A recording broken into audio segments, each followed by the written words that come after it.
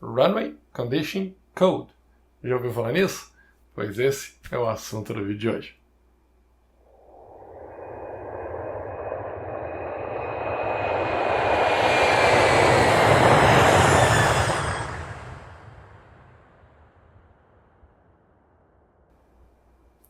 Olá pessoal, tudo bem com vocês? Bem-vindos de volta a mais um vídeo do canal Archer Performance e no vídeo de hoje nós vamos falar sobre uma coisa relativamente nova. Runway Conditioning Code. É uma coisa pelo menos relativamente nova no que diz respeito à implementação. Começou a ser implementado no Brasil em 2021. Não é em todos os aeroportos que está implementado já, apenas em alguns. No mundo inteiro, desde 2022, já está em funcionamento, pelo menos em boa parte do planeta. Bom, o que é isso? Bom, para entender o que é isso, a gente tem que voltar no passado um pouco. Como é que se reporta a condição de frenagem de pista? Ou ainda, vamos dar mais um passo para trás. A condição de frenagem da pista é sempre a mesma, não importa a situação do ambiente? Por exemplo, se a gente pousar em uma pista seca, a capacidade do avião frear e parar nessa pista é a mesma de quando a pista está molhada? E se quando em vez de ter água na pista tem gelo, neve, o que acontece? A neve ela pode estar em várias profundidades diferentes. Será que a capacidade de frenagem é sempre a mesma? Para endereçar este problema, o que os pilotos faziam? Os pilotos faziam reportes de julgamento deles mesmos. A gente pousava em uma pista e a torre perguntava como é que está a capacidade de frenagem, ou então o termo em inglês é como é que está o braking action dessa pista. A resposta vinha numa condição de 3 informações, ou pelo menos era esperado pela torre uma de 3 respostas.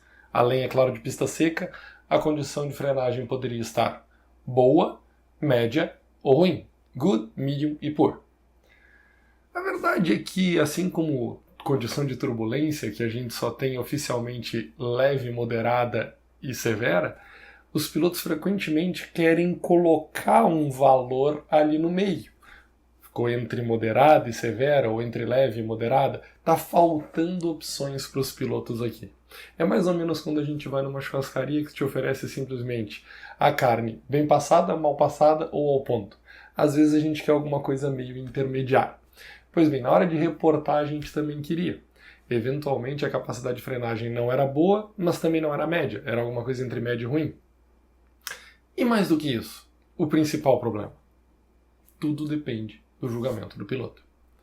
Uma mesma pista, 2, 3, 10 pilotos pousavam e faziam reportes completamente distintos uns dos outros. Um primeiro piloto dizia que a condição de frenagem era apenas média, o outro dizia que era boa, o outro dizia que estava entre boa e média, o outro dizia que era ruim. Por que isso? Talvez porque o pneu do avião estivesse em condição diferente um do outro, talvez porque um piloto tivesse deixado para frear mais à frente na pista, onde a condição em uma certa porção da pista era ruim, e o outro tivesse já pousado e iniciado uma frenagem mais agressiva, onde a condição de frenagem da pista era melhor. Talvez o peso das duas aeronaves fosse muito diferente, uma aeronave mais pesada conseguiu aderir melhor ao chão, uma aeronave mais leve acabou passando um pouco por cima do contaminante, seja ele qual for. Eu não sei dizer para vocês por que os pilotos percebiam coisas diferentes. Existem N possibilidades aqui. Mas eu sei que eles percebiam e a torre ficava numa sinuca de bico. O que ela vai informar para o tráfego que está vindo na sequência? Qual é a condição de frenagem da pista? Bom, lá pelas tantas, inventaram um medidor de coeficiente de atrito. É um carrinho que passava pela pista, media o coeficiente de atrito médio nessa pista, só que mesmo assim ele fazia essa identificação de forma muito isolada, em vários pequenos pontos da pista. E mesmo que isso fosse a média para tudo, uma média até adequada, isso não era exatamente algo padronizado no mundo inteiro. Determinado coeficiente de atrito representa uma condição X, determinado coeficiente de atrito representa uma condição Y. Precisava então ser feito uma padronização, um standard para esse tipo de situação. E quando é que as pessoas começaram efetivamente a se mexer com relação a isso? Óbvio, provocado por um acidente. O acidente em questão que provocou toda essa reação em cadeia que levou a isso que nós vamos falar hoje, que é o Runway Condition Code, foi um acidente ocorrido em dezembro de 2005 com um Boeing 737 da Southwest pousando no aeroporto de Midway, em Chicago. Essa aeronave pousou a partir de uma aproximação estabilizada, aonde deveria, e não conseguiu parar na pista. Ali vários problemas aconteceram, mas vamos focar em um dos problemas que é o que motivou a nossa situação aqui. Os pilotos pousaram em uma pista que tinha uma condição de frenagem muito baixa e não estavam cientes disso. Muito bem. Então agora, para padronizar tudo isso, criou-se o que a gente chamou de RCAM, ou RCAM, Runway Condition Assessment Matrix. É uma tabela que vai padronizar como os operadores, ou como os operadores do aeroporto, torre, leia-se aqui, vai informar aos pilotos qual é a condição de frenagem da pista deles. Essa matriz dividiu a nossa capacidade de frenagem em 7 possibilidades, que eu vou mostrar para vocês aqui agora. Os números vão de 0 a 6, mas como inclui o 0, por isso são 7 possibilidades diferentes. O que seria o 6? O 6 seria uma pista na condição seca, melhor capacidade de frenagem possível. Qualquer número menor indica uma menor capacidade de frenagem. E a ideia por trás disso foi padronizar elementos que estejam contaminando a pista, que geram normalmente uma capacidade de frenagem um pouco mais baixa, associada a uma determinada condição, a um determinado número. Então nós temos agora as condições: seca, frenagem ok, a gente chama de good, depois good to medium, depois medium to poor, depois poor e por último new, sem nenhuma condição de frenagem. No caso da condição Good Braking Action, o que caracteriza, que tipo de elementos, quando estão depositados sobre a pista, caracterizam que a pista ainda tem uma condição de frenagem boa? Aqui na matriz foi estabelecido que nós temos as seguintes condições: pista damp, que é úmida, frost, que a gente pode considerar aqui como aquele orvalho congelado que a gente tem principalmente nos campos, quando a gente tem dias um pouco mais frios. Pista molhada, desde que a camada de água seja inferior a 3 milímetros. Slush, dry snow, wet snow, desde que no caso de wet snow a profundidade também seja inferior a 3 milímetros. Todos estes depósitos, quando colocados sobre a pista, ficou entendido que geram uma condição de frenagem ainda adequada, boa. E essa matriz ela segue colocando várias coisas que vão piorando a condição de frenagem, estabelecendo a que número essa coisa está associada. Por exemplo, quando nós teremos uma condição de frenagem em pista medium to poor, quando a gente tiver ou slush ou água em profundidade maior do que 3 milímetros. Nesse caso, será reportado ao piloto que a condição de frenagem é medium to poor através de um número. Que número é esse? O número 2. Mas ela não traz somente os problemas ou as condições associadas à condição de pista. Ela traz também as condições esperadas para a controlabilidade da nossa aeronave. O que o piloto deve esperar em cada uma dessas condições quando encontrando esse tipo de depósito em cima da pista. Por exemplo, se a condição de pista for 3, a própria tabela já indica que a capacidade de desaceleração, a capacidade de frenagem é notadamente reduzida em função daquilo que você aplica no freio, daquela quantidade de força que você aplica no freio. E mais do que isso, ele diz que o controle direcional da aeronave pode ser reduzido. Então você nota que a matriz ela estabeleceu sempre uma condição de depósito de contaminante e o que o piloto pode esperar com este depósito de contaminante. Então, desde a implementação desse sistema, é necessário que os aeroportos informem aos pilotos, normalmente através de ATIS, qual é a condição daquela pista. Só que foi-se um pouco além. A pista, como eu falei logo no início, poderia ter percepções diferentes dos pilotos dependendo de onde eles frearam a sua aeronave. Se foi logo no começo ou se foi mais para o fim. Então a gente dividiu a pista em 3 pedaços iguais. E vai ser sempre informado para o piloto qual é a condição de cada um dos terços. E na leitura, quando a gente pega um ATIS e ele diz 535, o que isso significa? Ou 533, o que isso significa?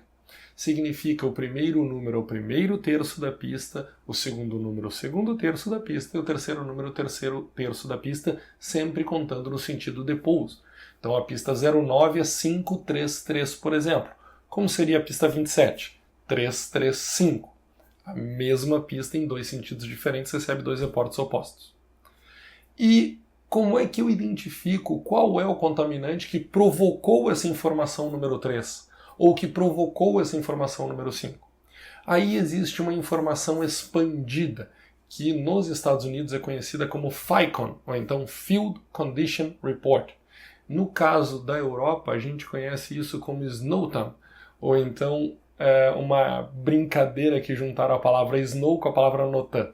De qualquer forma, dentro dessa padronização, é esperado que o piloto seja informado não só da condição de pista, mas como está essa pista de forma um pouco mais detalhada.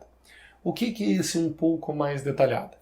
Qual é o tipo de depósito que nós temos? Qual é o percentual deste terço que tem este depósito? Qual é a profundidade do depósito, caso ele seja, por exemplo, neve? Qual é a profundidade dessa neve? Se o centro da pista está limpo, se está mais limpo à esquerda do eixo, se está mais limpo à direita do eixo, se existe alguma diferença entre isso. Tudo isso é colocado dentro do reporte detalhado. O reporte simplificado, simplesmente os 3 números. O reporte detalhado, qual é o percentual, qual é a quantidade de depósito, qual é a profundidade de depósito e qual é o tipo de depósito que nós temos em cada um dos terços da pista. Quero ressaltar que aqui no Brasil, até agora, eu nunca vi esse reporte detalhado ser publicado. O ATIS de alguns aeroportos já está funcionando de forma a te emitir as condições de Runway Condition Code, então ele já reporta 3 números para ti, indicando, por exemplo, 666, isso daí significa que a pista está seca em todos os terços. 533, 555. Então ele já reporta esses dados dividindo a pista em 3 pedaços. Entretanto, os reportes detalhados no Brasil eu nunca vi.